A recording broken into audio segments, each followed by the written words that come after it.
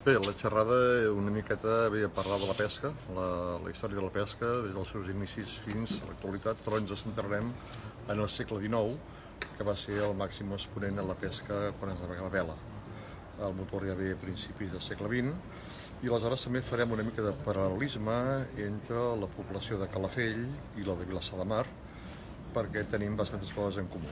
Una d'elles, i potser ara la més important, és que la Francisca, que és el llaüt d'arrossegament que es vol construir aquí a Calafell, es va construir a Vilassar de Mar, a les drassanes de Francesc Almera i Comas, i crec que és important aprofitar aquest fet per parlar de les dues poblacions.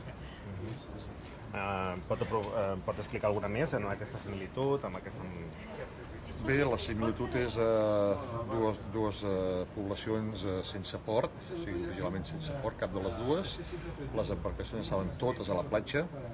La forma de viure els pescadors arran de mar, amb les botigues, també la primera església, després també la forma de treure les embarcacions abans d'haver també la casilla del motor de gasoil.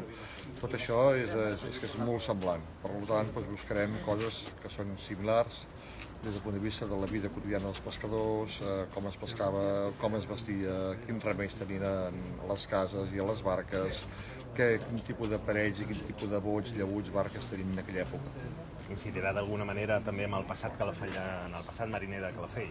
Sí, clar, perquè és el que toca, i a més parlem de la vida de Calafell del segle XIX, o sigui, diferents canvis que hi ha hagut. Sí, això ho farem.